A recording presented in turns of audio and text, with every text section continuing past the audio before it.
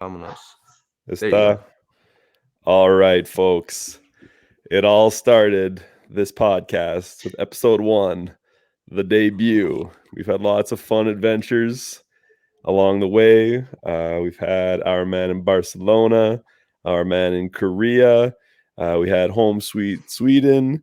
I talked a little bit about Ukrainian. We've had lots of fun guests. My friend Lee, our boy Ace Buck, my buddy Josh. It's been a long, long way, folks.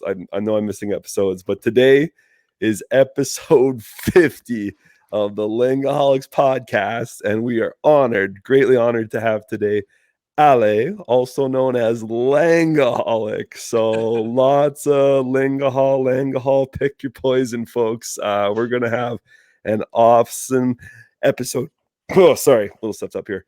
Early morning here in Alberta. Awesome episode here today. So this is Senor Rainier on the microphone. And let's swing it here just to Ale. Say hello, and then we'll check in with our boys Sueco and Senor Kodo. So, Ale, how are you today, sir? I'm so excited for this episode, man. Looking forward to it. Ever since I heard the Lingoholics podcast name, I knew I was going to be here someday. So finally here.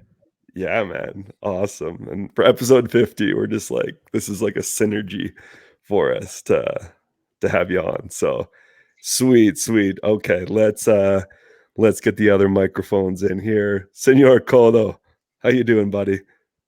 Hey, I'm doing really well. I had my first day of work today, Oh, and snap. everything went well. So the job seems like it's pretty good, and just excited to getting back to regular life here. I was doing a bit of Korean studying just before the pod here, so got my Nice. brain working, got my brain sharp, and of course, I've been cutting all the coffee and beer and stuff out of my Oh, life, geez. so I feel like my mind is a lot sharper right now. And just had a good weekend. Just do Wait, you're cutting yeah. on coffee while in Korea? That sounds I impossible, know, man. yeah. No one It's loves their coffee crazy, like right? Koreans. Wait, Yeah, Koreans not are only big. coffee. They're massive on coffee. Oh, really? Yeah, I mean, Yeah, they. I think so when you walk around the streets here, it's like coffee, soju, and beer everywhere. pretty much. I think they're the country in the world that imports the most coffee. Like, can you believe that? Really? Yeah, and Yeah. it's really interesting because apparently the obsession with coffee started with some Korean royalty. He was really into coffee because for him was like the new thing because in Asia didn't exist, right? And he imported it, and since then coffee has been seen as a high status kind of thing, and well, it just permeated into the culture. Wow. Wow. Yeah, that's really incredible. Well, I can definitely see on the ground here just like how addicted to coffee this place is. Like it's nuts. Because they're working all the time. They need it. Oh my Yeah, god! so they need it. Yeah. Right. Yeah. Oh, sweet. Okay, cool, man. The first day of class was good. Yeah. Everything went really Sweet. well. I mean, this is my technically my fourth teaching job at this point, so I mean, Yeah. it's nothing that I'm not used to, so nothing out of the ordinary happened today, and it seems like everything's I mean, famous last words, it seems like everything's smooth sailing from here. So yeah. But yeah, Perfect. that's basically all I got going on for me, so I'll throw it over to Sueco over in Ontario. Well, thanks Yeah. there. Thanks there. No, I'm Senor not going to be Sueco. long. I'm not going to be long-winded here, but I tried doing Cody's anti-coffee lifestyle. I tried jumping on the You train. tried. No, I'm still doing it. I'm drinking tea. I'm Oh, okay. drinking I tea thought con jengibre. okay. Jengibre. We have some ginger tea here, decaffeinated, so no caffeine. But I thought you meant that like you gave up. No, okay. I tried it and I'm still trying it. Yeah, okay. But it's not easy, folks. It's not as easy as I thought because initially I just dismissed this idea as being uh uh not a big deal, jumping off of caffeine. But I've been feeling the withdrawal. I'm not gonna lie. I've been feeling the withdrawal.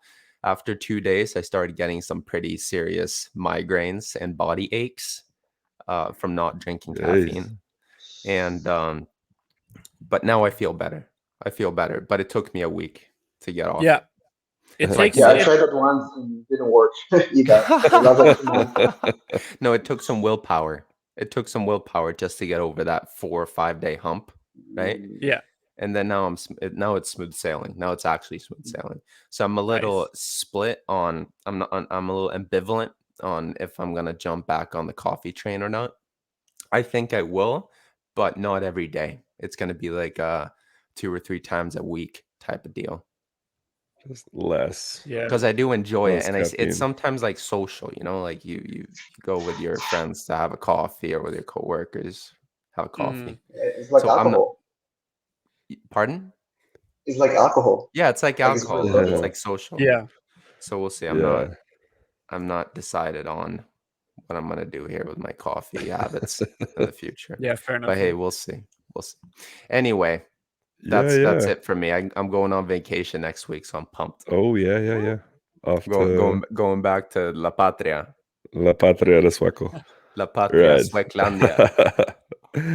Wicked. Ale, are you drinking any coffee, tea? You are. Oh, Not how about, anymore. okay. So to introduce yourself to our audience and then letting the world know where you are right now. So So right now let's hear. I'm in Belgium in Right. the how you call it, like next to Luxembourg, very south. It's a city called Arlon. Arlon in English probably. And right now I'm traveling here, reuniting with my girlfriend after a crazy year with long distance and travel restrictions and whatnot. So finally here, enjoying Yeah. my time and learning a lot of French. Oh, and then Belgian French? Is Yeah, Belgian it? French. Mm, Yeah, Okay. okay. Okay. it's Cool. not very different to be honest. It's not like its own variety. It's not like Mexican Spanish and Spanish from Spain. It's way closer. But Uh-huh. yeah, the slang can get you lost sometimes. So it's good to know your way around Belgian French for For sure. sure. And then how is there what are the languages again in Belgium? Flemish? Is that like their Yeah, Dutch? so yeah, it's Yeah. French, Flemish, and German are the three official languages, Right. each spoken in a different region. And in Brussels, they speak French and Flemish. They share like half and half kind of status. Like in official documents and stuff, they would not have any priority whatsoever. But de facto, people speak French in the street, in the store, whatever. So Okay, it works okay. like that. Right. Okay, interesting. But are people perfectly bilingual? It's a funny thing. Most Flemish speaking people are perfectly bilingual, but most native French speakers are not perfectly bilingual. Huh. Okay. Yeah. That Yeah, makes if you sense. go to any Walloonian city and like start speaking Flemish to people, they either will try replying in English or just say like I don't understand and reply to you in French. But if you go and speak French in Flanders, people will be mildly annoyed, but they will reply back to you. It's Yeah. always Okay. a safer bet to speak to them in English if you don't know Flemish or So Dutch. so Uh, so French is the more dominant. it is more dominant for sure. Yeah, in Okay. every region pretty much. And in daily life, and I've been traveling these past days in Belgium, every corner of Belgium, and yeah, French is the master here. Interesting. I, Okay. I love Belgium. It's an interesting language case because you only get to see that in Switzerland, I think, where many languages share status, and Yeah. people have to like be civil about it. Right. Okay. Right, because on this show we talk a lot about like the English French dynamic in Canada here, but Yeah, yeah, for like a country more concentrated and smaller with the three languages, yeah. then yeah, even and more. and the interesting part is that of course Belgium is between Netherlands and France, so they both pull to different cultural centers. Right. Yeah, it's like magnetism, no? Of Yeah, exactly, it cultural works like that. magnetism. And it's honestly I don't know, I'm very amazed at how Belgium can work as a country sometimes. It's just Hmm. insane. Yeah. Yeah. So what about German?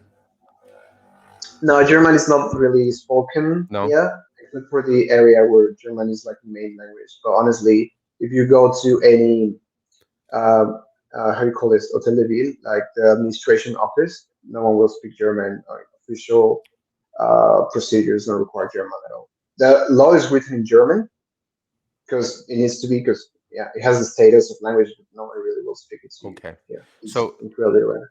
so Mm. where are you at right now with your French? Are you able to use French in society? Yeah, I can use French in society. I can go out, buy my stuff, get the thing I need, and I even speak with my girlfriend's family in French.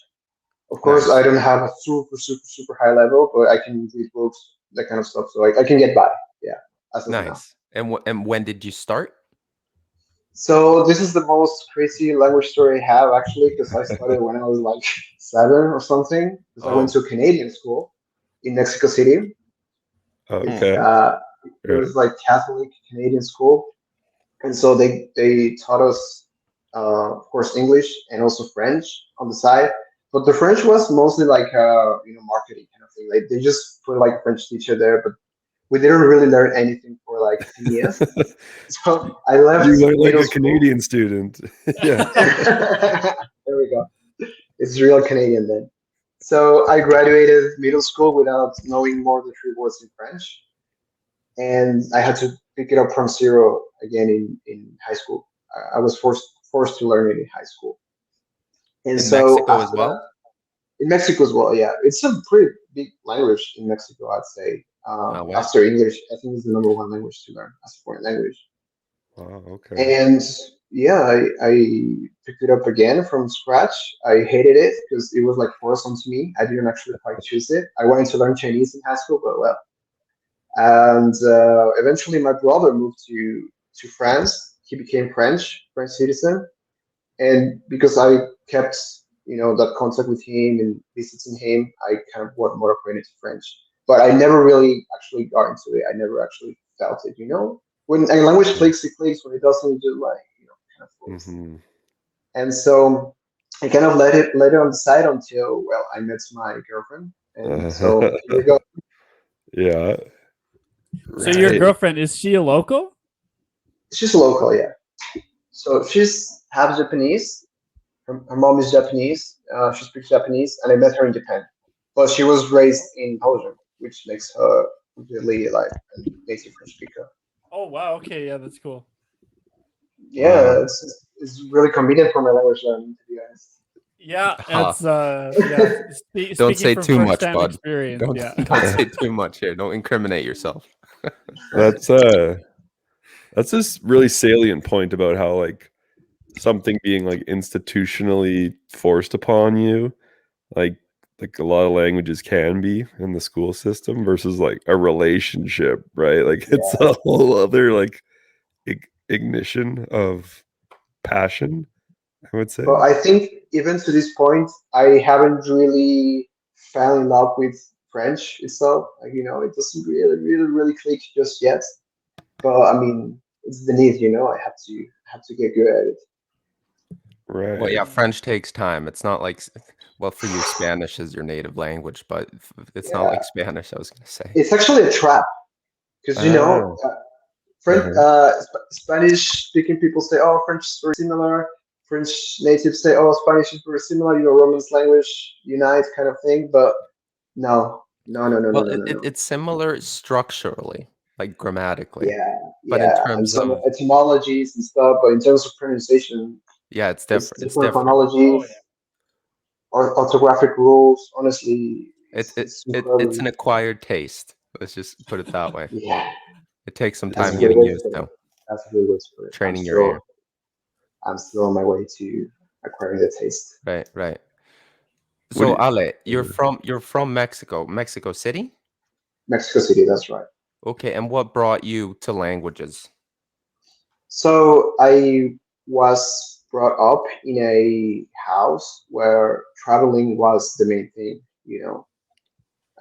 My father and mother really enjoyed traveling, and they really set it as a number one priority.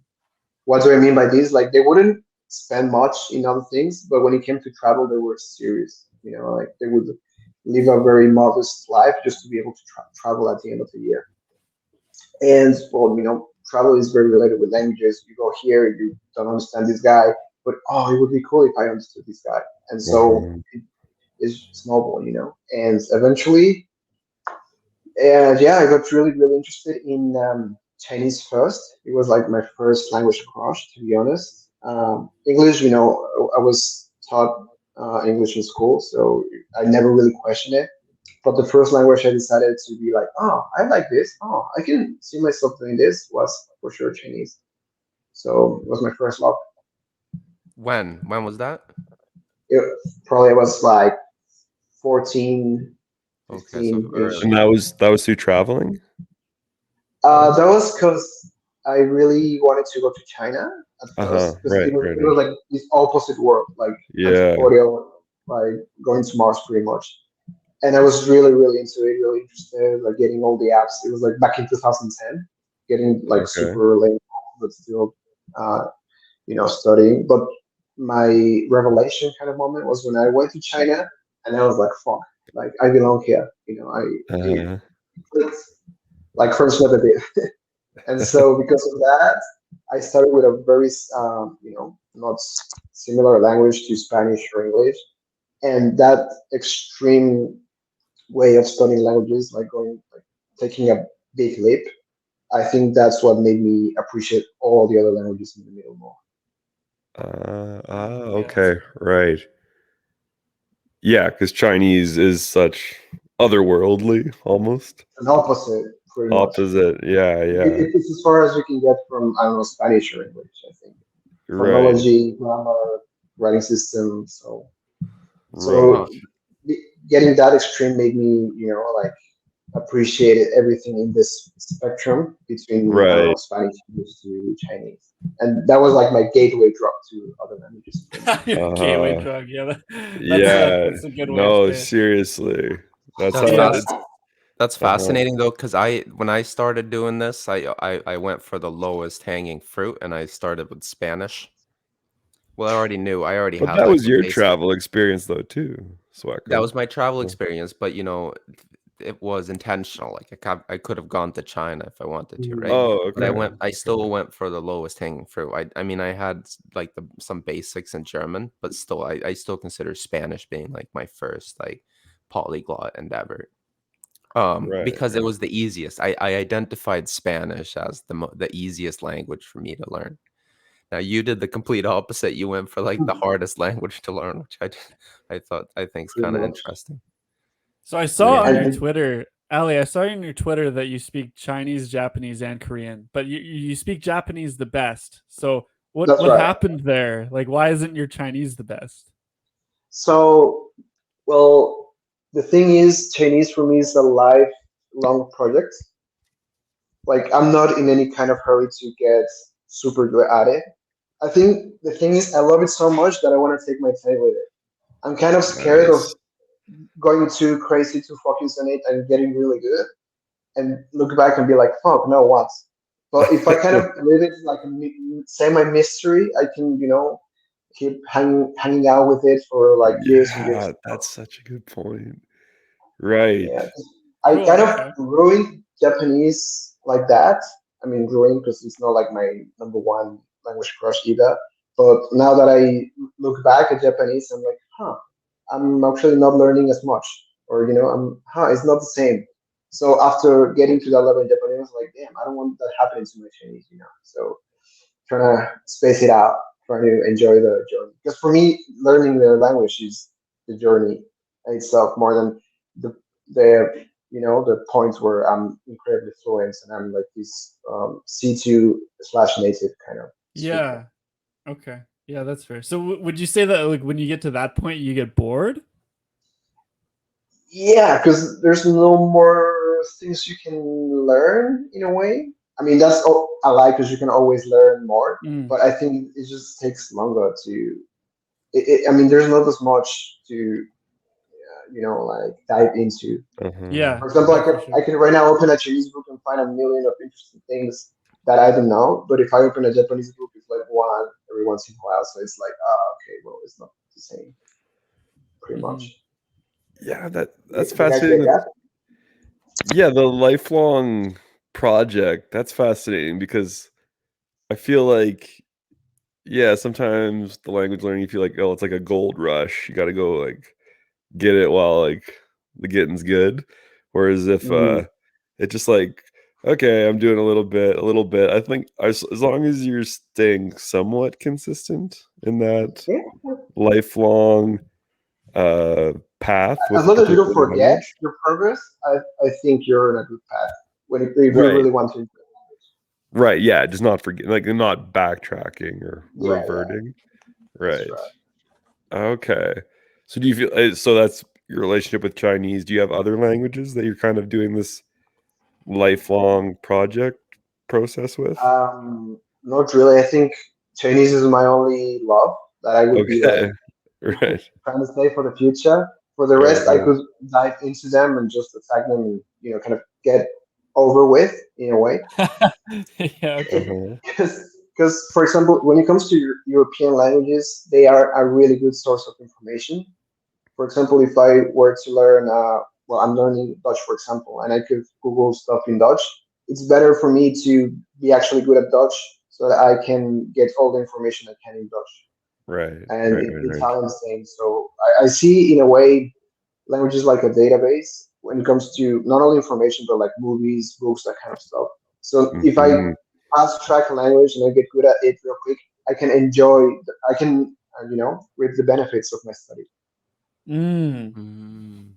Yeah, that's Okay. something that I've been thinking about lately is just like in the beginning phases and even when you're in the intermediate phase, like you can't really reap the benefits of your language yet. Like it's Yeah. not until you get advanced where you can really enjoy the language, Yeah, if yeah, you know yeah, what I for mean. sure. Yeah. That's right. That's right. I don't know Yeah. if you guys get that. Yeah. Well, it's like it's Yeah. interesting. Like certain reading about certain things, like on Wikipedia, like sometimes the Spanish Wikipedia page has a lot more extensive Yeah, information on a certain that's a topic that I'm perfect trying example. to educate myself on. So sometimes I go from the English Wikipedia to the Spanish Wikipedia just because That's the the practice. Wikipedia article is much better. So that's a good example of that. Like learning a language. Okay, you're not just learning a language, you're accessing another database of Yeah, information uh, and that we have. entertainment Yeah, no, and that's super interesting. ways of looking at life, even. Right. So Oh, yeah, absolutely. And I can imagine like learning an Asian language. I bet you there's yeah, crazy Wikipedia databases for Asian that languages we that cannot even start to we don't imagine. exactly, we can't Mhm. even imagine it. Like they Yeah. have information that we would never even that we never even learned about here. Recently, I've started thinking that yeah, meeting people is nice, getting to know people is really really nice. But at the end of the day, I think what you unlock is an entire like different life. Even Right. Oh having all yeah. that context is just amazing. Like you can talk to, for example, if you get intermediate Japanese, you can speak with a person and stuff, and yeah, he ha ha, all fun and laughs, right? But when you actually know the context, the movies they grew up watching, the Right. music they heard, like you can bring up references, and you can actually come up with jokes based on those references, like memes. It kind of works like that. Once you have all the context, you can actually connect closer to people. Hmm. Right. Okay. Can I give an example? Okay, because Ali, you're from Mexico. So you like, did you watch Chavo de Ocho growing up Yeah, at of all? course.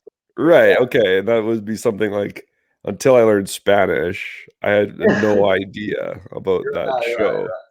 Right. And Or so, yeah. since you watch that show, you can have quicker rapport with, for example, Mexican people. You can be like beep beep beep beep, beep or bring up any other famous quote from it, and people will Right. laugh and like you more. So that's pretty much how it works. Right. Or Cody Marcus, what's that video where the kid falls? Oh, La Oh, Caída de Edgar. Yeah, like yeah, yeah, yeah. No way. Go away. No Right. way. Exactly. Yeah. That's Yeah. funny. So many So like all those kinds of references. things give you an acumen, give you like a context, give you, tools to actually connect with people. So I really appreciate that unlock that I get from languages. For sure. Okay. Yeah. So with your current French and Dutch endeavors, do you feel that you're tapping into those databases to like get the people um, there? that- that's an interesting question. So because I was forced, air quotes here, Uh-huh. to learn French, I don't necessarily feel attracted to French, let's say series, music, and stuff. So Okay. I don't feel really compelled to get into that context, into that depth as of now. And in the case of Dutch, they don't produce much content in Dutch. They don't produce much series. You know, they're really good at English, so they Yeah. almost resort Yeah. to English for almost everything. Mhm. So it's really hard to for me particularly to tap into these two cultures. But for example, I recently started Italian. They produce amazing music, amazing series, a lot of art, and I'm just having an amazing time with it. So yeah, it's pretty much a case by case scenario depending on where your interests lie. What language was the last one? Italian. Italian. Italian. Okay. Yeah, Yeah, Italian. That's Yeah. culture yeah, for you. yeah. So it's I feel like a kid in a toy store, you know. There's Yeah. so many things to discover in it that I'm enjoying myself like a kid, you know. And because of that, even I dare to say that I want to reach C2 slash native level in Italian at some point because I just enjoy the people, the food, the culture so much. Because it's just an unlimited resource of fun for me to enjoy life. So I Nice. wouldn't see why not. I wouldn't want to pursue a super high level with it. Yeah, I Right. totally Yeah, agree. Totally. yeah. So, Ale, would you say that you're more attracted still to Asian languages than European languages, or are you That is working on an your European ones? that is a very fascinating question because I think in the past days I realized that my interest for Asian languages was a moment in time because I was always really into discovering new cultures and stuff, and I got the amazing chance to be able to live in East Asian stuff that made me really interested even more in the languages of that place. But now that I don't live in East Asia anymore, right now I'm in Europe, and I just went to the supermarkets and I heard because I went to Luxembourg, so I heard Luxembourgish, I heard German, I heard Mhm. Italian, I heard French, and for me, well, for a polyglot, I think this is pretty much paradise. You can practice Right. any language you can at any moment. Whereas in Japan, you only hear Japanese. You only hear Japanese. Maybe sometimes you hear Chinese, but it's mostly Japanese. So this Yeah. Mhm. multicultural environment right now really made me start to question myself, question where my interest really lies in. And I think I'm realizing that Europe is where it's at for me right now in this moment in time. So I'm really focusing on European languages. Yeah, cool. Yeah. Yeah, like I feel with languages, once you've been doing this long enough and it's just like life, right? Like you maybe if you lived in a certain city for a given amount of time, maybe you dated somebody for a certain amount of time, maybe you had really close friends for a certain amount of time. Like that was me with like Ukrainian. I studied Ukrainian for 4 years before going to Ukraine and meeting my family there. And now I felt like that's been a chapter in my language learning life. And yes, to go back to Ukrainian now and again is fond memories and fun, but Mm. it's not a central focus anymore. Like for me, German in the coming years is going to be a massive focus because I want to go there. So I feel like when you're talking about like back in the time, South like Asian languages, that was my thing. Now Europe, and then who knows what life's going to bring in the future. So Right, I feel right. like with the polyglot, because you can't focus on all these languages anyway at the Yeah, same it's time. possible. So yeah, that makes a So lot of yeah, sense. it was a moment in time for me, like a picture that I keep with me, and I love it. And I'll try Right. to maintain the language, to stay connected with it. You know, read a novel every once, and then I mean, watch a series and enjoy it fully. But that's pretty much about it. I guess Right. as a polyglot, what you your life experience is pretty much going to the next step or the next step, depending where life takes you. Like you said, exactly. Yeah. Yeah. So since I'm here in Korea, let's talk a little bit about Korea. So, how long were Nice. you here, and what did you do here? So I was in an exchange for half a year in Seoul. Ah, Yeah. Oh, But nice. the thing though is when I was in Korea, I didn't want to learn Korean because I was supposed to go to university in Paris because my exchange was supposed to be in Paris, right? But Mhm. then it was when the terrorist attacks happened, and so Oh, they oh moved my snap! exchange. Yeah, they moved my exchange to Korea. It was also sudden. It all happened in the space of weeks. I didn't have time to prepare like Senor who prepared for 5 years before going to Ukraine. I just was like kind of in the Let's country, go. like, oh, K-pop, like, what's going on, So I had to study real quick, but because of that holy. haste, I couldn't really enjoy the process of learning the language. And at that Mm. moment in time, I wanted to focus on Japanese. So while I was in Korea, I started studying Japanese. Oh yeah. Okay. So like when you were here in Korea, like by the end of your time here, like how good would you say that you were? My Korean, damn, I can sing in the noraebang, the Korean Ano- Yeah, karaoke. that's where it's at. That's what Yeah, counts. so I can read the letters and sing along and have the time of my life. I can order Karaoke. stuff. Yep. Yeah, Yeah. yeah, yeah. Just so everyone In daily knows, life. Oh, everyone, Yeah, Norebang, actual Norebang listeners, Kaja. norebang Korean is karaoke. karaoke. Yeah, Yeah. yeah.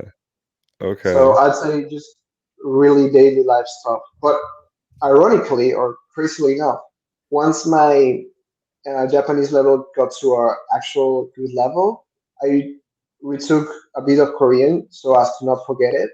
And oh my god, they're so similar. It's like if I wanted to start studying Korean now, it would be as easy as, for example, French, because the grammar is the same, That's what and I've most words heard. Oh. are Oh. really connected. Like they share Okay, the same history. So that's really good news for me because I don't know. I think this is going to be a later in life kind of project for me, but I also want to yeah, learn Japanese, and that's really good to hear because Korean has been it's been giving me a lot of trouble. yeah, it's been a bit. It's really difficult to learn, I think, but the fact that Japanese is so similar that like makes me think that okay, maybe all this work that I'm putting in is really Yeah, gonna especially pay off in the future if I learn for sure, Japanese. for sure. I was doing the Duolingo from Japanese to Korean, and they don't even Ah, give you grammar explanations because the word order is the same, the particle usage is pretty much the Wow, same. is Yeah, is that's so that? awesome. I was gonna say, what makes it so similar? The particles, like obviously, like subject, object, verb. But yeah, then, is it the particles that yeah, would be because so to similar? denote, for example, to denote a subject, you would use two particles in specific situations in Japanese, and so in Korean, it's two different particles, but therefore Yeah. the exact same different situations. So it's like a one-on-one Right. pairing. It's really Wow. like if you actually I taken books of Korean explaining Japanese, and they pretty much just pass over the grammar because it's there's no need to explain grammar. It's so It's obvious just with that. yeah, it's just so obvious and it comes naturally. So yeah, it's gonna be fun to learn Japanese in the future for you guys. Yeah, that's cool. And so, what about Japan? Like, what were you doing in Japan? So I was studying there for 2 years in Waseda. It's a kind of famous university. I was studying Japanese and business full time. So I was working before and I was saving for it because it was always like my dream to go to Japan. And so I got into this program 2 years and I received classes in Japanese for I don't know like 5, 6, 7 hours per day for 2 years, and that really helped my level. Ooh, yeah. If Wow. you're taking classes for that long every day for 2 years, you're gonna get Oof. really freaking good. So Yeah, that's and why I your did like a Japanese is so good, eh? skyrocket. Yeah, because honestly, before I went there, it was like good, but like like party trick kind of good, like just Uh-huh. banter kind Uh-huh. of good. But Yeah. when when, when I started doing business topics, sociology topics in Japanese, that's grinding. That takes you to different places. And so I would recommend for anyone who wants to get really good with a language to use it in a university setting. Like for example, Mark from Language Come Up, he Yeah. went to Mexico and started taking classes in Spanish. He just asked teachers to let him sit the class, and he also agrees that that was the number one hack to skyrocketing a language. But he was those were not Right. Spanish classes. Those were just regular, like any generic university class, eh? Yeah, Marks, Yeah, Mark. they were in Spanish. Yeah, yeah, yeah, but in they weren't Mexico like City. in like Spanish language lectures. They were Oh no like no on no other no, for topics. different topics. Yeah, Yep, that's that's right. no, that's smart. So, what did you study in Japan? Business. Oh, yeah, you said that. Sorry, you said that. Yeah, yeah, And yeah. Primarily business, sociology, that kind of those kind of topics. Yeah, it Was was that stressful? Like, incredibly stressful because yeah, like it's stressing me out thinking about that. school. I went to school in China, Mexico, Korea. It's a different world. Like Japanese teachers don't give a shit. They just give you all the homework in the world and expect you to not have a Yeah, life and just freaking do it. right. So I was just, you know, doing the bare minimum to pass, but without Yeah. sacrificing my time in Japan. Because if I wanted to actually get like A's, straight A's and stuff, I would have had to sacrifice many social gatherings, you know, and lots of opportunities to actually enjoy the country, the people, etc. So I just did the bare minimum, and I guess because I'm a foreigner, they were kind of like giving me like a pass. So I barely Okay. made it. I barely made it, to be completely honest with you. It was really hard. Hey, but you had the time of your life. I did, yeah, yeah. Yeah. I lived on it, and it was probably the best 2 years of my life. so Wow. was this a part of a bigger degree you were doing at another university, or was this a degree No, within itself, or I did, how's I your degree within education been? itself.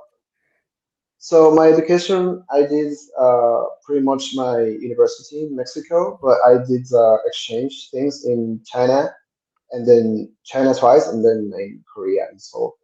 And then I graduated, did my own thing, started working, and I decided like fuck it, like I'm gonna achieve my dream of studying in Japan because I Mm. wanted to do it in college, but I couldn't because they asked for really high grades, which I obviously didn't have. And just to get that like that stone out of my shoe, I just said fuck it and went there. Yeah. Okay, So how so much? that was after your university degree. That wasn't a part of any degree at all then. No, no, Okay, I it just was did my just for own fun, degree on its own. just for Yeah. kicks. Oh, okay, so how much schooling do you have under your belt? Because it sounds like you've been to school for a long time. It's actually not that much. I just did like the bachelor's thing in Mexico with the two exchanges and this postgraduate thing in Japan, and that's it. Mm, Yeah, since then yeah. I've Nice. been working and stuff. So yeah, it's actually not that much. And what do you do for Nice. work? What do I do for work? I work in a company where I actually get to use Chinese regularly. Oh, Oh, nice. Because wow. it's like dealing with Chinese customer suppliers and stuff. So it's really interesting and really rewarding for me, especially for me because I really like Chinese. Good for you. Right. Mhm. Well, Yeah, thanks. is that like on a daily basis? Yeah, pretty Using. much, pretty much. Wow. But Okay. because technology and stuff, remote work, COVID, revolution, blah blah blah blah blah. Uh-huh. Yeah. I'm able to work from here. Actually, it's even better to work from here in Belgium because it's closer to China time. So that's been Right. working Right. out Right. great so far. Yeah. Oh. But I don't know in the future what's the next move. So was that Yeah. a Yeah. reason why you got the job? Because you were able to speak Mandarin? Yeah, pretty much, pretty That see, much. that's I love It's that. Like language learning will get you better jobs. Like it's of such course, like I had a tweet about Mhm. this. It's such a good auxiliary skill to have in your career. and even now I keep getting job offers for jobs in Chinese. For Wow. example, in LinkedIn, I put in my profile that I speak high level French, high level Japanese, Oh wait. half level Chinese, and all the job offers are for Chinese. Like no one cares about French, the Japanese, they Wow. just go straight for the Chinese. So right now, I think that's where it's at You least hear in the very specific case of Mexico, where I get Mm. offers every week. you Oh, hear it that, doesn't Cody? surprise me. That's something for you, bud. I Make did those hear big that. Yeah. bucks. Make those big bucks, bud. Oh, Yeah, well, if my teacher plan fails, if that just like gets lit on fire, then yeah, I'll take something like that into consideration for sure. Mm. but like But Chinese yeah, business relations around the world, like that's just gonna keep getting for the rest of our lives. Oh yeah, like Marcus just sent us that picture in the Yeah, I was gonna Langoholics say this is group very chat. relevant to Marcus. Do you want to explain that picture you You sent know to what? us? I might be able to pull this up on the stream here. Let me see if I Okay, can but we do it. still gotta Ooh. explain it for the audio listener. But I can try to The explain it. It was basically a comparison. So it was a graphic of a global map, and it was contrasting trade relations between China and the world and the U.S. and the world, and it was comparing year 2000 from 2020 last year. And in 2000, year 2000, most countries in the world were doing more business with the U.S. than with China. Like um, uh-huh. yeah, clear, it's a a map, clear. right? It was a clear. Yeah, it was a Yeah, map. It was the a map. clear Yeah. I majority. saw it. You saw I this one as saw it. well. This came up on my Yeah. language Twitter. Maybe that's why you saw it as well. Some language person tweeted What, this. what was interesting to me was I that don't one of remember. the I just saw it in countries. my feed and I sent it to the boys. But then if you look at 2020, a map of 2020, the vast majority of countries in the world are doing business with China instead of the US. Yeah, So I'm gonna see if I overwhelming. can pull this up on the stream. I might be able to Uh-huh. because StreamYard is very fancy. Yeah, yeah. Let me see what I can Okay. do here, boys. What So, was really interesting to me was that Mexico was one of the countries that still has more trade with US than with China. Yes, it's Mexico, most Central American countries, Mm, but then all of South America is yeah. China, and it makes sense. If you go to South America, no one has an iPhone. Everyone has Huawei, every single one. Mm. And then most countries in Europe now are doing more business, including Sweden. They're doing more business with China than with the US. If you Not go to the Western Europe center, though. No, Western Europe yeah, instead. Also, not you also. go to Luxembourg, and all the buildings in the center of the city belong to China Bank, Agricultural China Bank, uh-huh. this other China Bank. It's Oh. invaded pretty much. Wow. Wow. Okay, I'm looking at the map here too, and I'm gonna share it, buddy. you're Look at sharing this. it. Yeah, because Easiest for um, two share screen. Let's see. yeah, like even I Oh, think a huge hold on. contrast. Here, You like look at this. Africa, Asia. Look at Oh, this, guys. okay, Marcus. Oh, Look there at we this. go. Okay, so Wow. There we for got the it. So everyone watching us on YouTube, you can see this now. yeah, so for the audio listeners, so just the comparison between countries trading with the United States and China 2000 to 2020, and wow, you look at countries like look at South America now. Holy. Wow, Africa is Whoa. completely Africa is completely with red. China. Yeah, Yeah, everyone is with China now, and it makes sense. If you go to these countries, like everyone uses Chinese products now. Like I was watching a video from some country, they're using Chinese buses. Like they don't buy like these and like trucks, semi trucks as well. They don't buy these like Mack semi trucks that you see here in Canada and the US, like these US made semi trucks. They buy like Chinese stuff now. It's crazy. yeah, right. Just So, an eye opener for you. so Ale, with your current job, would this chart be applicable to Yeah, like, yeah, yeah. like I'd uh-huh. say that this map is going to be 99% ready in a couple of years, 5 years, max 10 years, except for probably the Uh-huh. UK and maybe France. But yeah, it's pretty much Yeah, Canada probably. Canada, probably. yeah, like we yeah, but I mean, even the ones in blue, that doesn't mean they're not trading with China. Obviously, like Mm. there's still gonna be a. I think the portion and well, they have like the light blue too, right? Like, or no, sorry, Oh, that's the U.S. Sorry, Yeah, but that's I'd Yeah. like sorry. Uh, they should still make a chart saying like what percent of Canadian trades with China compared to the U.S. Like I'd like to see those numbers too. It'd be fascinating so are you to see. guys interested in learning Chinese or what? Well, Oh, I well, our can boy speak Chinese. Cody's Hmm. got Yeah, it. I lived in China for 2 years, and Oh, lovely. I managed to get fairly good when I was there. Yeah, yeah. We're in So China yeah, again. I was in Yangzhou. Do you know where that is? Yangzhou. Yeah. Really? Where were you? Where was I? In Shanghai. First in Beijing and then in Shanghai. Yeah, Oh yeah. Okay. So you were in the big big cities. cities. Yeah, I these. was a little bit more in the sticks. Yeah, you live the actual real Chinese life in 2 years. Hmm. Lovely. Well, Yeah, our boy you're Cody's gonna, legit. yeah, real G. It's gonna get us all the. He's gonna invite for us the pints when he gets rich from reaping the benefits of Chinese. Yeah. Hopefully, one day. Here's Um, hoping. okay, Ali, I Drinking. want to ask you about you're a huge Duolingo fan, right? Yes, I'm big on Yeah. Duolingo. I'm big on it. Okay. And can you kind of like, all right, just even not just Duolingo, but how when you start a language, I'm always fascinated with people that have been doing this language learning for a long time. Like, do you start different languages new ways, or do you have like a go-to? Like when you're starting a language on day one, what does that look like for you? So pretty much I dabble in it before. So Okay. when I Yeah. know what I'm getting into, I probably won't feel it at first, so I just drop it. So a great tool to dabble, I think, is Duolingo. It gives you like the basics, audio, written, Hmm. alphabets, that kind of stuff. So I think it's a great dabbling tool. But if it's a language that I already know by proxy, what do I mean by this? If I already speak a language that's similar to it, Yeah.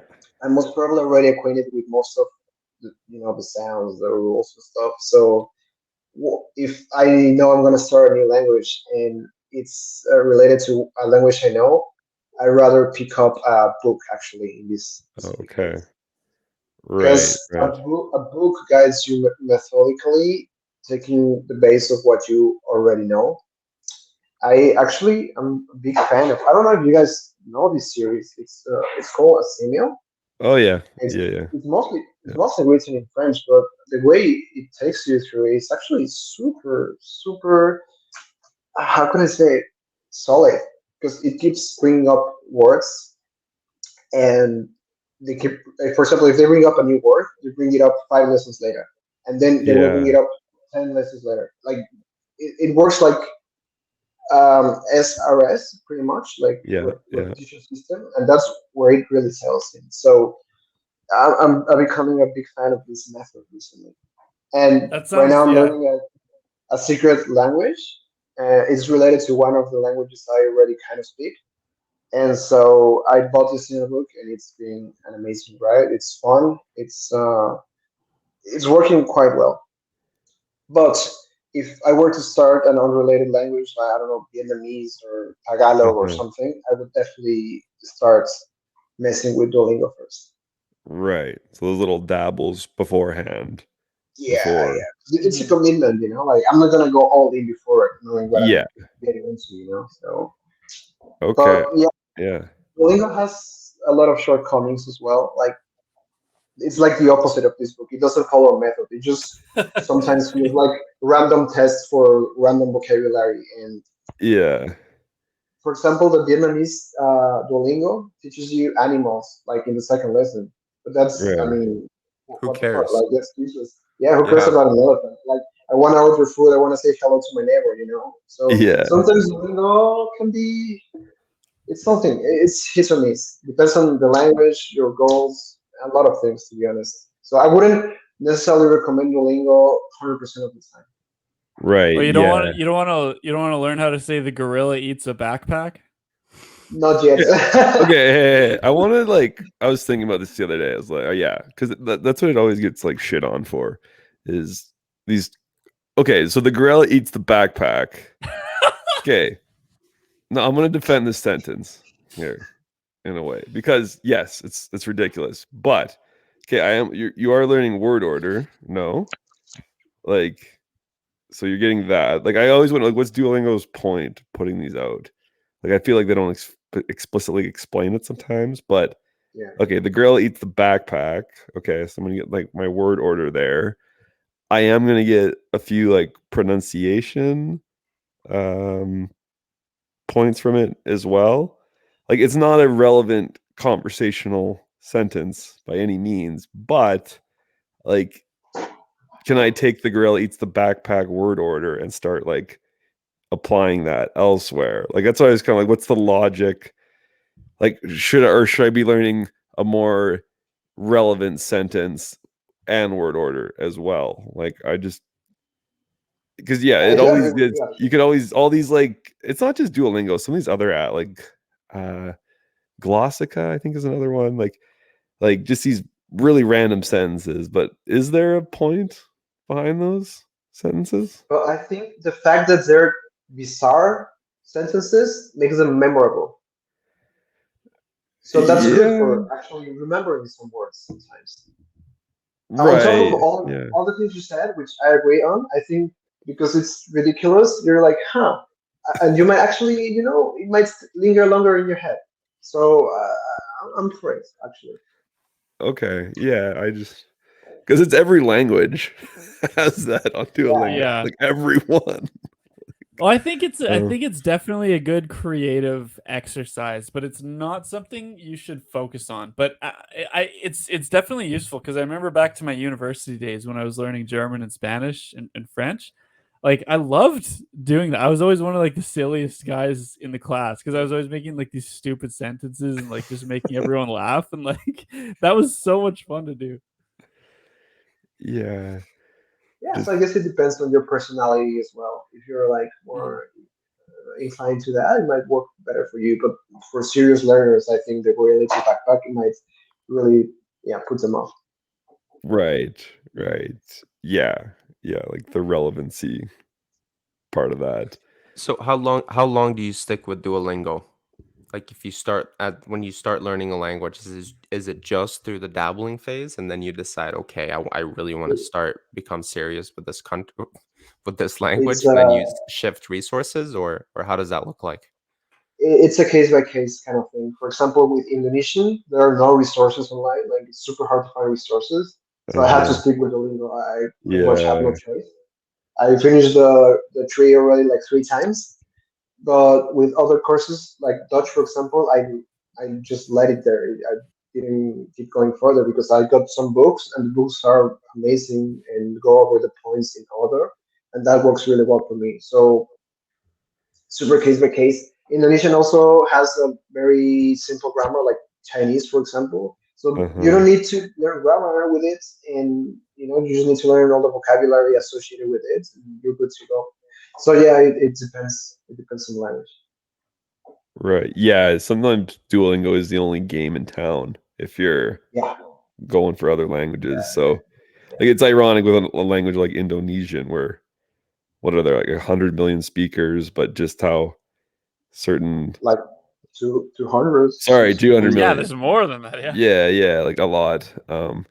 And like, and that's even like, because I look at like the world's most spoken languages, like I think Yeah, Indonesian is like Bengali's like seventh, yeah, but there's no Bengali Duolingo course, right? Like, exactly. And I've um, never met a Bengali speaker in my life, and I've been around. So yeah, yeah. So some like even some of these massive languages have a deficit of yeah, resources, right? So yeah. how's And okay? Okay, I want to ask about Indonesian after like okay, no, it's not. It's not. okay, A, have you done any Esperanto? And then B, I've heard Indonesians like in terms of like human languages, like natural languages, uh the closest to the easiest language to learn. Is that true? That's pretty much true. I will Okay. agree. The Right. thing though is that you always start from a language, right? Like your native language is Yes. English. Yes. True. So Dutch, German is always going to be a closer friend. Spanish is going to be a closer friend. Correct. But objectively speaking, if you started from zero, yeah, Indonesian would be the easiest language to learn. The Okay. grammar is even simpler than Chinese. Right. Phonetic is very straightforward. If you hear a word, you know exactly how to write it. It's Oh, really, that's really nice. easy. I love that. Oh, After that's French, my it's so favorite refreshing. thing. Pardon? After studying French, that's the most refreshing thing ever. Like Oh my you hit god. the goal with your therapy. No kidding. Yeah. Yeah. That's honestly those are my favorite things about Spanish and German is that they're just it's so nice just listening and I like understand. knowing exactly how everything's spelled. It's like Phonetically write Yes. that out. So, Okay. so yeah, in Indonesian, Malay, pretty much the same language. Malay, right. Okay. Super recommend that if you want to learn an Asian language and you don't feel confident with other scripts or if you don't feel confident with very complicated grammar, I think it's a great place to start. It's Right. also really fun, unlocks a lot of fun stuff. So yeah, I've been having so much fun with it. People are really, really nice in Indonesia. But not Okay, quite nice. as easy as Esperanto. Oh well, I never tried Esperanto myself. Okay. I don't Easy. You can learn it in a necessarily. week. I can imagine. I can imagine. I I learned don't it in necessarily 4 go for hours. it, but yeah. You got good or what? Cody I'm was just riffing kidding. after 4 hours. Cody was riffing. Yeah. That's how easy it is. Marcus and I were doing it. Cody like walked in and he just sat and listened to them. Instantly picked it up. He was picking stuff up. That's so Amazing. silly. Yeah, there's no grammar to learn, really. Yeah. What is it, like 20 So- rules, Ian? 16. So what's the 16. grammar like? Based on English or what? Yeah, subject, verb, object, and there's only the accusative case. Oh, But it's everything's standardized. Like all the present tense has as, all the future tense os, past tense is, plurals you put a j on. If it's a direct object in the accusative case, just add an n. That's basically half sounds the easier than rules right Indonesian so there. far. And then it's super easy. Like antonyms, you just add mal Right, to the beginning right. of the word. So like you have Like- like good, which is bonna, and then not good is malbonna. Malbona. Right? And you do that Yeah. for Love it. everything. And then you Varma, add malvarma, like right, warm, right. And then you cold. have all these like base words for things. And if you put that, you can put the words, the base words together to Yeah. create longer words, right? So you can get infinitely complex by just adding these basic, the fundamental words Yeah. together. Okay, Like some of the like suffixes. German or Turkish, agglutinative. Yeah.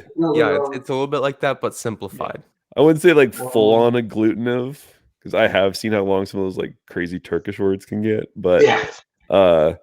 like yeah, like the certain suffixes you add and it's What was that word you said? Agglutinative? agglutinative. Agglutinative. That's a cool word. Yeah, you do That's that in Sueco as well. That's a big which thing in ones Sueco. LA do you Turkish is German's not technically agglutinative. No. I don't Oh, I don't know. No, I'm not that. Oh, versed in okay. German. Does No, that I'm just pretty sure mean does that just mean creating compound words? Yeah, basically in like adding suffixes and German's like Oh that. yes, yeah. German's an agglutinative. Agglutinative? German's super agglutinative, man. Yeah. Just like I don't Sueco. think compared to like Turkish though. Like I think certain words, yeah, I know the crazy compound words in German that can be made too, but I think it has agglutinative elements. Whereas like I know Turkish, The thing Quechua. with German is that it's nouns, so just noun after noun after noun. But with Turkish, it just like can be anything, right? And you keep Yeah. building on top of it like a Lego. But with German, you can Right. do it with prefixes and suffixes too. Oh shit! Yeah, that's true. Like Yeah. ours. Yeah. Mhm. Oh. Right. But I Well, think certain languages like Turkish, like you form like those are like your sentences almost with like Right. it's one word, but it's functions as a sentence. I'm so From my curious about understanding. Yeah. I believe German like amazing. lots of, and it's just like a linguistic quirk in certain languages. Like I believe the Cree language, a native language here in Western Canada, also agglutinative.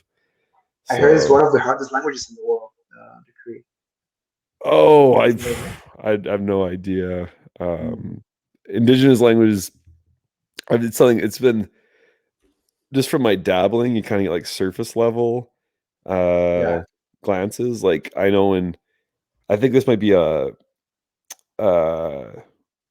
an indigenous language feature. Anyway, they have like inanimate and animate objects.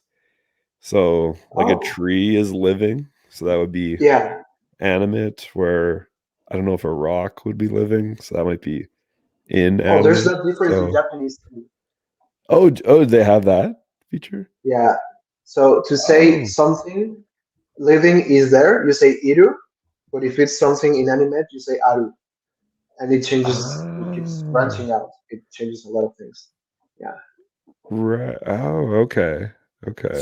so guys, sorry here. I have an example for these. What do you call it again? Oh, Agglutinative? agglutinative. Yeah. In German. Agglutinative word in Okay. German. Okay, so the Perfect. longest Das ist word perfekt. in the German Oh, dictionary Jesus is Christ. you ready for this, Are you Cody? gonna say this? I'm gonna say it. Kraftfahrzeughaftpflichtversicherung, which means that's one word, and that means motor vehicle indemnity insurance. So in Oh, English, you would jeez. divide up those 4 words Yeah. into 4 separate words, but it's one thing. It's an insurance for motor vehicle indemnity, right? So it's Yeah. one noun. So in German, you just put all that together, which makes sense because it is like one thing. Like it's not 4 separate things. It is one thing. It's an insurance specifically for this one thing, right? Yeah. So you just put it all together. Can You you, take those 4 words, can put it you all together. pronounce it again? Kraftfahrzeughaftpflichtversicherung. Oh, That is not the one that I've heard. I've heard a different one, but I What just did looked it what have up you and heard? I'm getting another result Okay, that go, I'm go, going to read. go, Uh, Cody. Apparently, Let's hear it. this one's I way love longer. Okay. Okay.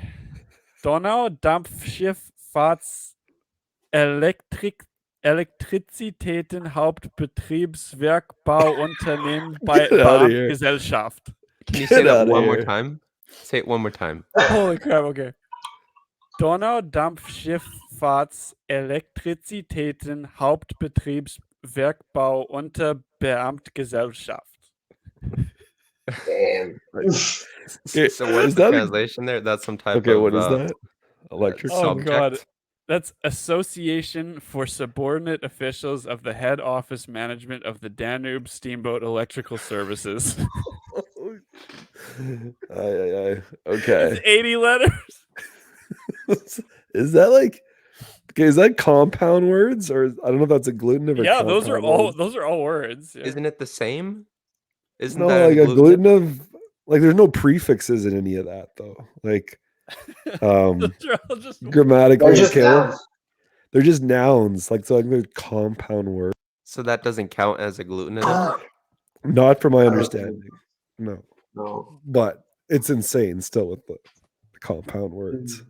In Indonesian, you put a prefix and a suffix to almost every noun, depending on what you're trying to say, but it never goes more than like that. Like it doesn't keep growing. Right. So, Yeah. so So if the average German heard that, they'd just be like, "Oh yeah, that's what Yeah. that is." No, but we have that in Sueco as well. Like you would have What do words you like that in say? Sueco. Do you Yeah. And really? it's like it's completely normal because it makes sense. It's like exactly like if you were to take motor vehicle indemnity insurance and eliminate the spaces and make it into one Right. long word. Okay. Fair That's enough. exactly how it works. That's how it is. Yeah. Okay. Because and it makes sense grammatically too, because it's not like it looks kind of weird if it's separated like that. It's like motor vehicle, okay, and then indemnity, and then insurance. Like what? You know, like you should at least put like hyphens in there to to just symbolize that it's one thing, like one entity. But now it looks like there's 4 different entities, so your brain automatically has to make the association or it has to make Right. the agglomeration of the 4 words into one Right. entity, if that makes any sense. So, like, English doesn't make any sense. that But happens in Asian I could languages. easily argue that doesn't make any sense. Just separate them. No, Take a breath. motor vehicle I don't know. It's interesting. Like, you Yeah. subconsciously have to understand that these 4 words mean the same thing, Uh, or they should be understood as a unified a entity. unit. A And, unit. like, Yeah. it's easy for you because 'cause you're like, you're not used to any you never learned anything else, but for, like, an English learner, that's, like it takes some time just to understand that, Yeah. Yeah, it's especially like if you go Chinese maybe, I don't know, maybe. because it's pretty much all the kanji or hanzi are ideas put together, and the Right. building of words works like that. The office of the blah blah blah blah blah blah blah blah, and you see it's all put together without spaces, and it's little ideas that form a greater idea. So Yeah, and like it makes yeah, sense. so Chinese does you can make compound words in Chinese like that too, and it's really convenient, but it's way easier because you end up, even if you have like a compound word with like 10 words, then it's just 10 syllables Yeah, because yeah. all words are just one syllable. Right. So Ian, Right. one more thing. I bet you if you get German and Swedish students, high school exchange students at your school, and just Yeah, like a which I word, do. for Yeah. example, yeah, right, just like vehicle insurance, they would write Yeah. that in English if they're beginners. They would write that Yeah. as one word in English. Interesting. Vehicle Yeah, yeah, yeah. insurance. That They yeah, wouldn't because separate you that because they're yeah, used to writing that as one word. So they would write vehicle that's right. insurance with no space. Yeah, I forget. There's a term for that when you're taking even like your native language and like applying it onto your new language. Like like it's like an interference type of term. So okay, right. Very So interesting, eh? This is, I think yeah. that manifests the most when you're talking about pronunciation. Oh, Because for sure. yeah, For because sure. I think the ironic part about this is that like when people are learning a new language and they are afraid to make the new sounds of the language and like Uh-huh. experiment with the pronunciation, and then so they just end up using the sounds of their native language. And the irony behind this is that they just sound even more silly using their native language's sounds. So Yeah. that's just a common problem that we see a lot with like beginner language learners. How, I do it a lot even in advanced levels, so it's really hard to get over it. It's it's one of my yeah. biggest struggles Mhm. as a polyglot, actually. So The pronunciation. Yeah. Ace had a fascinating tweet lately. I was about how his face muscles were sore from like his Chinese pronunciation Yeah. practice. And it's like, yeah, because he physically was altering, like almost like doing a new like lift using different muscles, right? Like if you're going to the yeah, gym, yeah, right? Like this is like yeah. you said, like they were sore. Sore from language learning. It's like makes sense though, because he's Man. really honing in on And that. especially Ace is learning French and Chinese at the same Uh-huh. time, and those are entirely different phonologies. Right. It does it feels bad. With Dutch, there's this sound going on Uh-huh. all the time. Yeah. At first, I had throat pain, like that throat Really. pain. It was painful. I woke up with pain in my throat from studying languages. And with Chinese, yeah, it gets tired on the tongue too. So you need to Right. adjust your mouth to uh, different, setting of sounds and movements that you wouldn't do otherwise ever.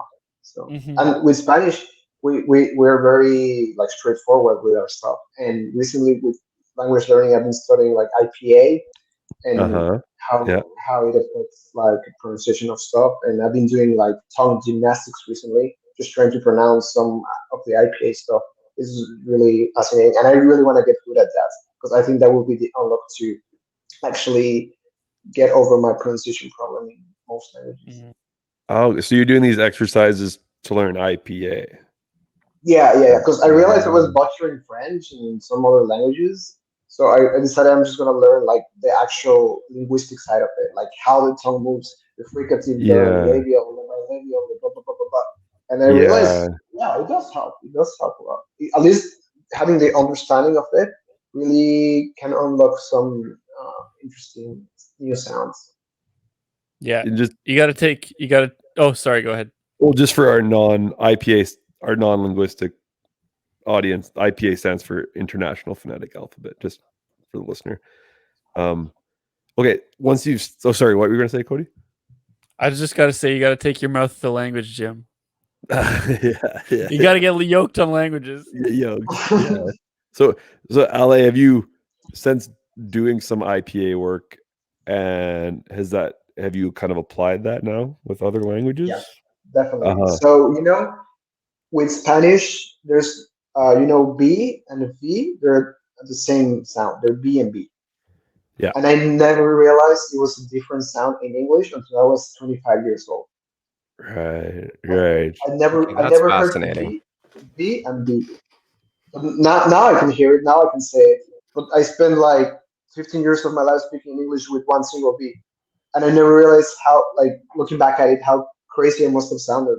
Like saying I'm very high level in English and, like, giving speeches in English and stuff, but pronouncing things like that, and learning the difference between, for example, F and V happened only recently when I started studying Dutch, because it's a very subtle difference between those two, and only because I learned the difference, the visual, like how it looks in the mouth when you do it. Uh-huh. Only because of that, I've been able to do it decently, not Uh, even properly, just decently. I have a Right. funny like anecdote from my life, like because I learned German when I was a kid, so I Yeah. always say like I drive a VW, so I drive a Golf. Mm. So when I tell people what car I drive, I always tell them I drive a Volkswagen. Like I always pronounce it with an F, like instead of a V, because everyone here is like Right. Volkswagen. I'm like Yeah, yeah, yeah. Volkswagen, Volkswagen. Das Volkswagen. Auto. Does it? Yeah. Yeah, In right. Mexico, But I happens the like same thing. automatically I pronounce when I say VW Volkswagen, I pronounce Mm, it with an F because that's the way I mm, learned to pronounce mm, mm. Volkswagen. Yeah. Yeah. Even we had a problem in Mexico because it was a Volkswagen. It's in B twice, the label B twice, Volkswagen. And the problem though is that if I go back and say like you Volkswagen, like They wouldn't people are gonna understand. be like, Yeah. yeah, they're gonna be like, what? So wait, Why are you saying like that? how do they pronounce it in Mexico? Is it Volkswagen? Volkswagen. Volkswagen. So B twice, Volkswagen. It's Volkswagen. hilarious. Now Probably that I even look back at it, it's hilarious. But when you don't know better, it's like, yeah, of course it's like this. it's even worse in Spain because I feel Mexicans are generally pretty good at English, so they pronounce everything as like the English correct way usually, but in Spain it's horrible. Like they're Yeah, atrocious yeah, at no, this. Like, yeah, yeah. like YouTube. My And you Spanish do it. my Sweet. but in like my Mexican friends usually say YouTube. They still Yeah, say YouTube. yeah. We, But we kind of try. my Spanish italki teacher, he says AirPods. Like What's that? AirPods, AirPods. Ah, AirPods. Yeah, he said, AirPods. That's a Yeah. new one. It and took me like a second to get Starbucks, that. Starbucks is Starbucks, Starbucks. Starbucks. Starbucks. Yes, yes, yes, yes, But yes. Mexicans still say Starbucks, right? Well, Starbucks. Yeah. is that better than Korean? Because here it's Starbucks. Starbucks. Yeah. And apparently, I don't know if I remember this correctly, but what is it in Japan, Ali? Starbucks.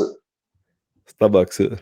It's just Okay. Starbucks. Starbucks is good. Okay, Starbucks. Oh yeah. I think But the thing Spanish with from Japanese, Spain is the funniest. Spanish from Spain for is sure, always going to be the for sure, funniest when for it sure. comes to Yeah. Anglophonisms. But Well, the way that Japanese people deal with that is they shorten the word. So to not say Starbucks, they would just say Starba, and they would cut all the Uh, words that are not right. like that, and just make their own version of it. For example, instead of saying, um, for example, if something is really good percentage wise, compared to how much you pay for it, like good quality price relationship, they say costa. Costa, that means cost Uh, performance. It's like the shorten of cost okay. performance, COSPA, and that makes the language way easier. And that's a really a good example of how you can adapt foreign words and make them yours.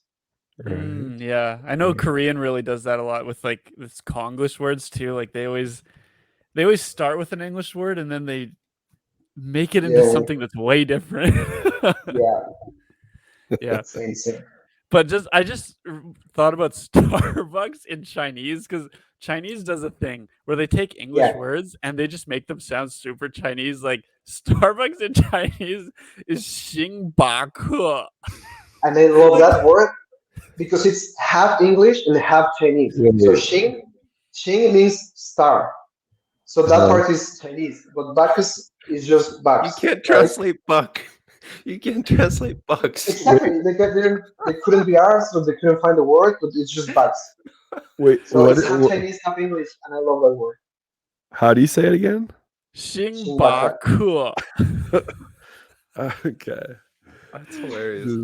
That's hilarious. Have we Chinese ever is different. It's real different.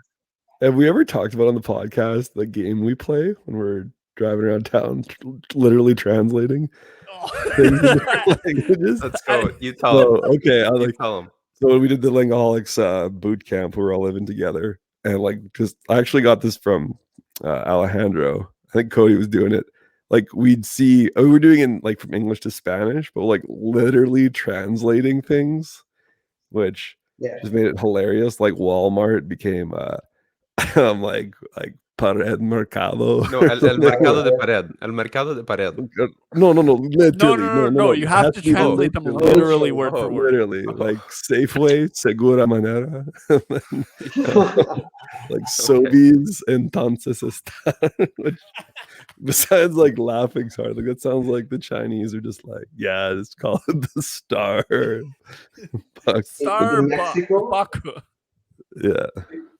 people who know English do that all the time to sound edgy, you know? Like, yeah, like, let's go to the Pared Mercado. You could just say it to all the person who speaks English, and they might take a few seconds to get it, but they'd be like, yeah, let's go, or something. We try to include it in the daily conversations. Yeah, especially young people, of course. Yeah. I love that. Any polyglot you try, you'll get a ton of laughs. It's hilarious. It just sounds hilarious. Yeah, that's fun as hell. And speaking of translations again, so Marcus, you were saying that in Spain they had do the funniest things with English. They also do the funniest things with like translating movie titles. Hey, I remember in our group chat, Un tío buen colgado. Un tío buen colgado. That's which one is Weekend that at Bernie's. Oh yeah. Some movie. You guys know Crash Bandicoot, the video game? Oh yeah. Yeah. Crash Bandicoot. In Spain, the title for Crash Bandicoot, they call it Carlos el Topo que gira. Carlos el Topo que gira. So Charles the spinning mole. Okay. Wait, sorry, what was the translation of that? What was the English? Charles the spinning mole. No, but what was the English? What was the what Crash movie? Bandicoot. Crash Bandicoot. Oh. The video game. Yeah, I got video it. game of the spinning. Yeah. Right. It's insane. But that's the Spanish translation. In Mexico, we would translate it as same Crash Bandicoot. Right. English, you know. But Spain doesn't give a shit. They just like completely change it. It's hilarious. I think the term I've heard translated, it's called localization, is when you take something foreign and then like localize it. Tropicalization. Right. Yeah. The other funny one that we had was Home Alone, which is Mi Pobre Angelito. Oh yeah, I've heard that one. Right. Home Alone. Yeah. Yeah. Pobre Angelito. Yeah. Poor little angel. Mm-hmm. Right. Yeah, I think the whole point is like making it stick, right? For like that. Yeah. The whole point is to sell. Audience. It's to sell, exactly. If people remember it, speak on it, and embrace it, then it's a success. But yeah, sometimes I really have my hesitations when it comes to Spanish from Spain and their localizations. Sometimes it feels like too much. Like Fast and Furious. Yeah, I was just gonna say Fast and Furious. What's Fast and Furious?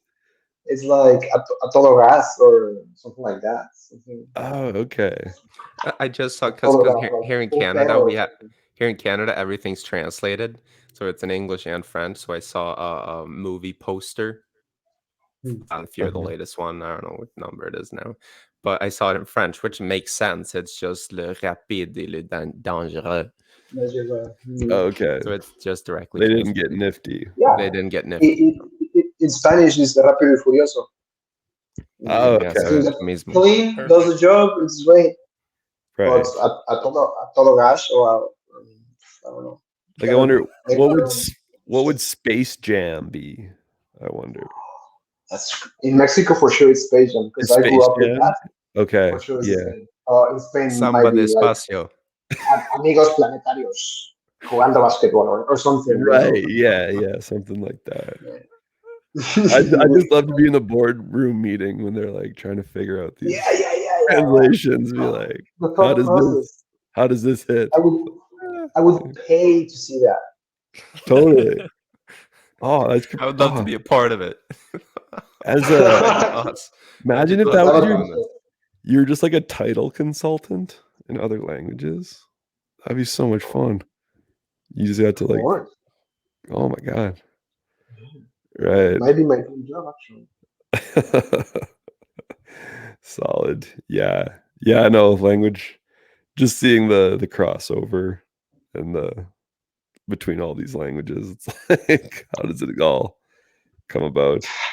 So I find that's always like the hardest one of the hardest things to reach in any level though is knowing movie titles. Like I feel like no matter how good you are in a language, you're never gonna know the movie titles. Yeah, yeah, yeah. That's part of the context thing I was talking about earlier, you know.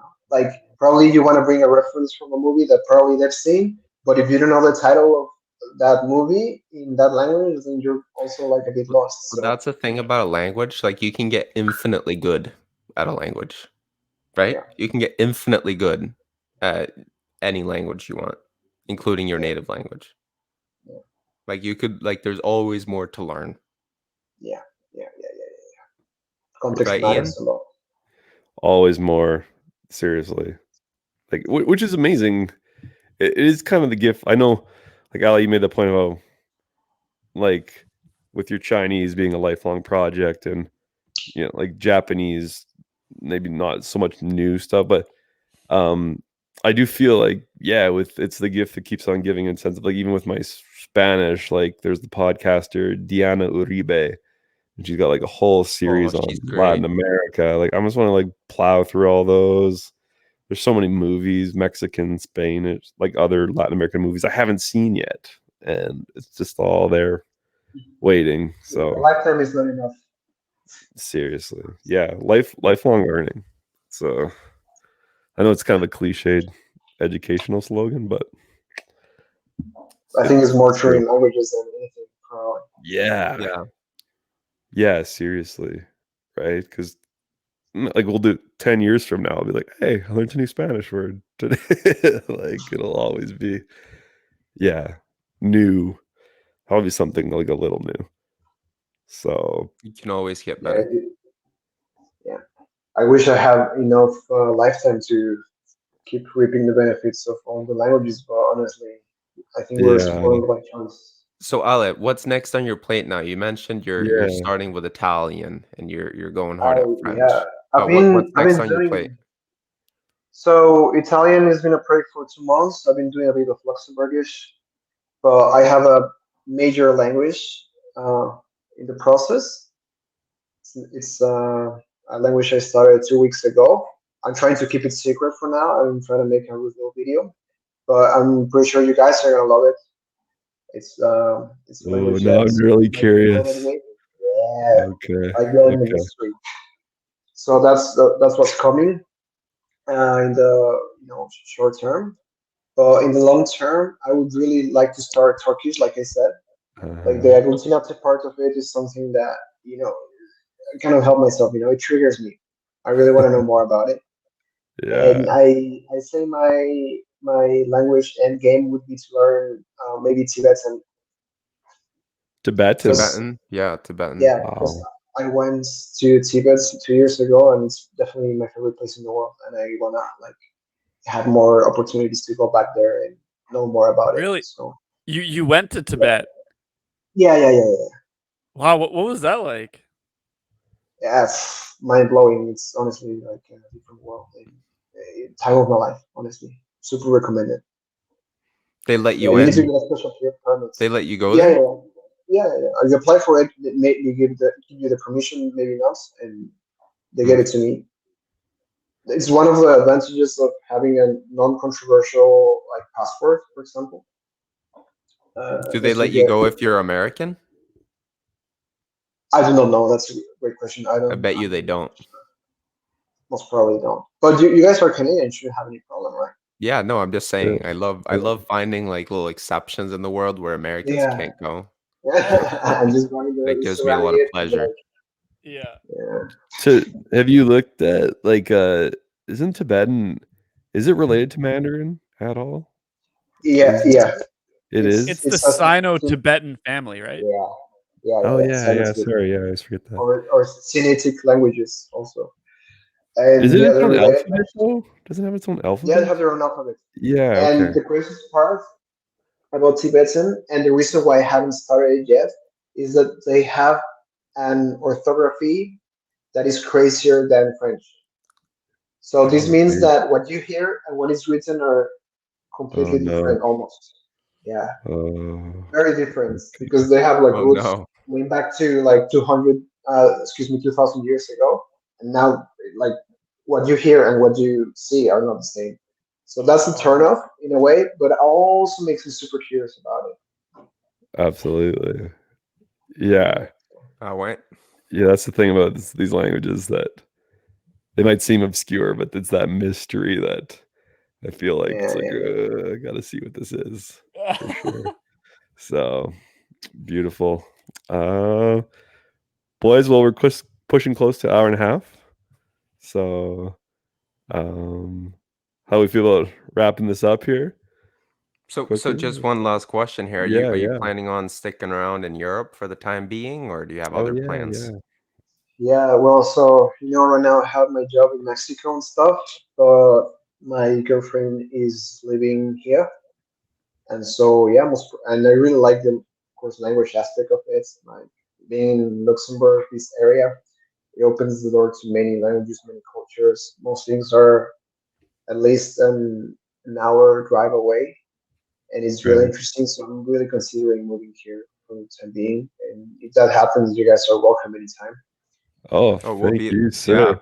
Fun times, Yeah, fun cool. times. I'm going to Uh, Europe next week, but I don't think I have time to head down to Belgium. Oh no, where are you going though? Unfortunately, I'm going to Suecia, Ah, Sweden. yeah, you mentioned that. Yeah, yeah. Only, Hmm? yeah. only Suecia. Yeah, I'm only going to Suecia. Very, very, very lovely. That's Haven't it. been there yet, so really Yeah, it's a excited for nice the place. future. Yeah, it's a nice place. Yeah, so that's pretty much my plan. Kind of, reunite with my girlfriend, be where like all the languages are being spoken, the heart of Europe. So that should be quite interesting. So let's see what happens, how it develops. I'm very excited. Yeah, cool, man. Yeah, sounds Absolutely. good, man. You live a cool life. So far, so good. Cannot Super complain. cool. So Hey, far, so man. good. Yeah. Anytime you need a place in Canada too, Oh, come thank you so much. on, Alberta, give right? it a shout. Marcus is out east. I'm out west. I'll take Oh, care of you. Just don't go to Yeah. Winnipeg. Just don't go to Winnipeg. Yeah. my favorite dish in the world. What? Just don't go to central Canada. The dump. It doesn't exist. Don't worry about Doesn't exist. it. I was gonna say that my favorite dish in the world, and you can fact check this with anyone that knows me well, is Canadian. Is poutine. I Yes, love bud. myself some poutine. Ah Poutine. ouais, Fucking good. c'est With vraiment dripping. Oh my c'est god, it's the délicieux. best. So, Oui. so I really Do need to they go have? out there. Does Belgium have poutine? No, they No. consider No. it the same because they're very purist with their fries. They Uh, have their own sauces and stuff, but not gravy. So I suffer a gotcha. The bit. gravy, So yeah, the yeah, gravy's very Canadian. yeah, Yeah. yeah. Very Okay. Canadian, bud. That's Yeah. our touch. I went to Canada once, but didn't have enough time to try it, unfortunately. So it's on my list. So thank you guys. Anytime. Anytime. Um, awesome. All right. Well, huge thanks to Ale for being part of episode 50. Cool little milestone for Langoholics to do it with none other than the Langoholic. So super awesome. Just for the listener, we're gonna take our first ever break, kind of. We're taking a 3-week break ish while Marcus is away, and we got a really interesting, cool episode lined up when we get back about the Afghan interpreter crisis. If there's anyone interested in that, so that's down the line later this month. But Ale, thank you so much for being on this episode with us. So So much fun, and I look forward to seeing it live. you betcha. Ah ouais, merci All right, beaucoup. Tout. merci. Merci à vous. All right, end broadcast.